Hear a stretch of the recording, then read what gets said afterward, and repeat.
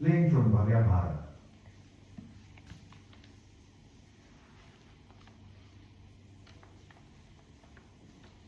श्री प्रियदास जी महाराज इस घटना को अपने कवित्वों में इस प्रकार वर्णन करते हैं। पाछले कवित्व मांझ दोहन की एक रीति, अब सुनो न्यारी न्यारी नीके मन दीजिए। जब जमींदार सुता ताके भय उभय भाई रहे, आपस में बैर गांव मारियो सब छीजिए। तामे गई सेवा इन बड़ोई कलेश कियो, जियो नाही जात खान पान कैसे कीजिए। रहे समुझाए याही कछु न सुहाय, तब कही जाए ल्यावो तेरे दो सम दीजिए। गई वाही गांव जहाँ दूसरो जो भाई रहे, बैठ्यो हो अथाई मांझ कही वही बात है। लेवो जो पिछानी तहाँ बैठे एक ठौर, प्रभु बोली उठ्यो को बोली लीजे प्रीति गात है। भई आँखी राती लागी फाटी बेको, छाती सो पुकारी सुर आरत सो मानो तन पात है। ये आई लागे सब दुख दूर भागे, को बड़े भाग जागे घर आई न समात है। राजा की कन्या की कथा। बहुत पहले की बात है। एक महात्मा एक दिन एक राजा के यहाँ पधारे। दैव योग से उन्हें वहां कई दिन रहना पड़ गया। महात्मा जी के पास कुछ शालग्राम जी की मूर्तियां थी। राजा की एक अबोध बालिका प्रतिदिन महात्मा जी के समीप बैठकर उनकी पूजा देखा करती थी। एक दिन कन्या ने महात्मा जी से पूछा, बाबा जी आप किसकी पूजा करते हैं? महात्मा जी ने कन्या को अबोध समझकर हंसी हंसी में उससे कह दिया, हम सिलपिल्ले भगवान की पूजा करते हैं। कन्या ने पूछा कि बाबा जी सिलपिल्ले भगवान की पूजा करने से क्या लाभ है? महात्मा जी ने कहा, सिलपिल्ले भगवान की पूजा करने से मन चाहा फल प्राप्त हो सकता है। कन्या ने कहा, तो बाबा जी मुझे भी एक सिलपिल्ले भगवान दे दीजिएगा, मैं भी आपकी भांति उनकी पूजा किया करूंगी। महात्मा जी ने उसका सच्चा अनुराग देखकर उसे एक शालग्राम जी की मूर्ति दे दी और पूजन का विधान भी बतला दिया। महात्मा जी तो विदा हो गए। कन्या परम विश्वास तथा सच्ची लगन के साथ अपने सिलपिल्ले भगवान की पूजा करने लगी।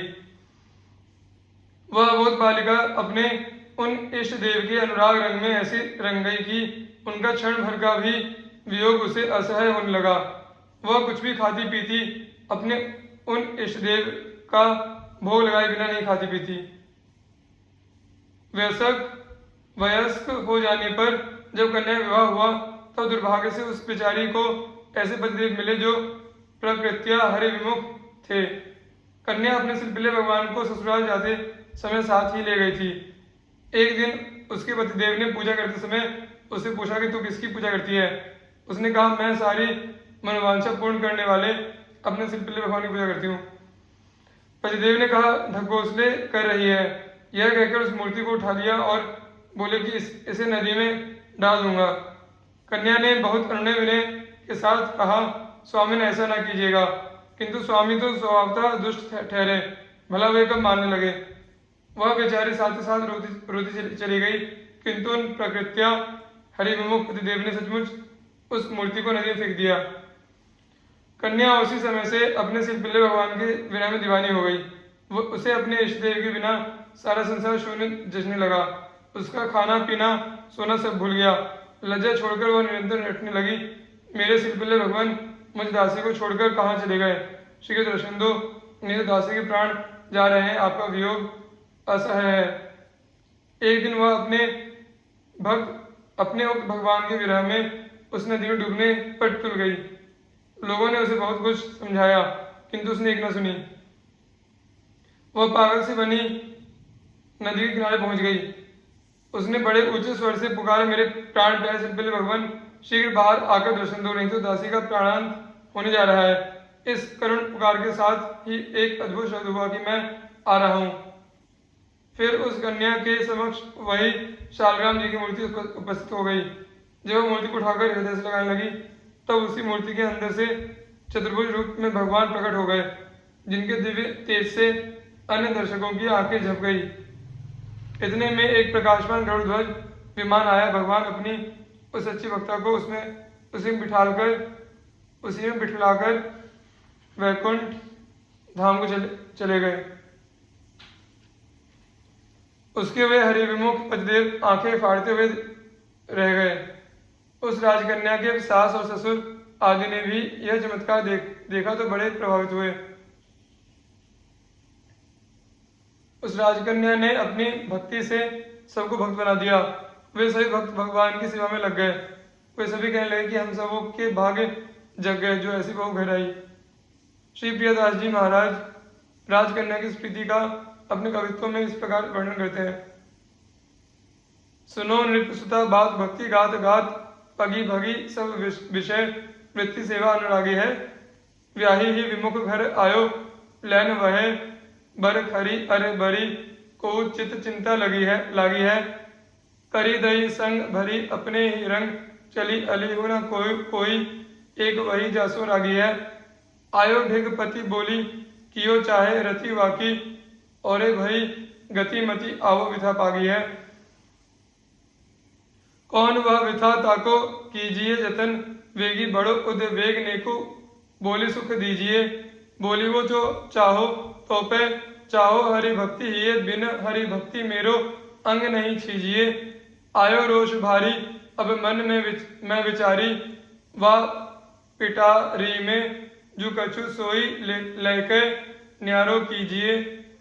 करी वही बात मूसी जल मांझ डारी दई नहीं भई ज्वाला जियो जात नहीं कीजिए।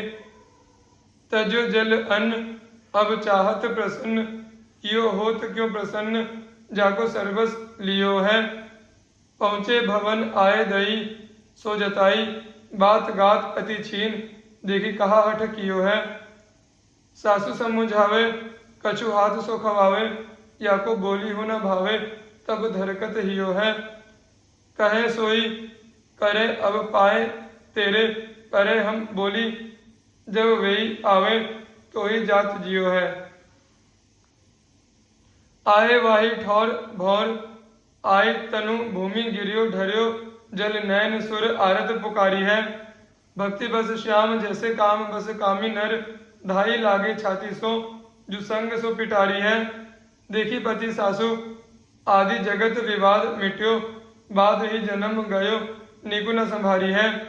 किए सब भक्त हरि साधु सेवा मांझ पगे जगे को भाग धर बधु यो पधारी है। अपने पुत्र को विष देने वाली दो भक्तिमती नारियां। एक राजा बड़ा भक्त था। उसके यहाँ बहुत से साधु संत आते रहते थे। राजा उनकी प्रेम सेवा करता था। एक बार एक महान संत अपने साथियों समेत पधारे। राजा के सत्संग के कारण उनसे बड़ा प्रेम हो गया। वे संत राजा के यहाँ से नित्य ही चलने के लिए तैयार होते, परंतु राजा एक न एक बात उत्सव आदि कहकर प्रार्थना करके उन्हें रोकता और कहता कि प्रभु आज रुक जाइए, कल चले जाइएगा। इस प्रकार उनको 1 वर्ष और कुछ मास बीत गए। एक दिन उन संतों ने निश्चय कर लिया कि कल हम अवश्य चले जाएंगे। राजा के रोकने पर किसी प्रकार से नहीं रुकेंगे। यह जानकर राजा की आशा टूट गई। वह इस प्रकार व्याकुल हुआ कि उसका शरीर छूटने लगा। रानी ने राजा से पूछकर सब जान लिया कि राजा संत वियोग से जीवित न रहेगा। तब उसने संतों को रोकने के लिए पुत्र को विष दे दिया, क्योंकि संत तो स्वतंत्र हैं, इन्हें कैसे रोक कर रखा जाए, इसका और कोई उपाय नहीं है। प्रातःकाल होने से पहले ही रानी रो उठी। अन्य दासियां भी रोने लगी। राजपुत्र के मरने की बात फैल गई। राजमहल में कोलाहल मच गया। संत ने सुना तो शीघ्र ही राजभवन में प्रवेश किया और जाकर बालक को देखा। उसका शरीर विष के प्रभाव से नीला पड़ गया था, जो इस बात का साक्षी था कि बालक को विष दिया गया है। महात्मा जी ने रानी से पूछा कि सत्य कहो, तुमने यह क्या किया? रानी ने कहा, आप निश्चय ही चले जाना चाहते थे और हमारे नेत्रों को आपके दर्शनों की अभिलाषा है। आपको रोकने के लिए ही यह उपाय किया गया है।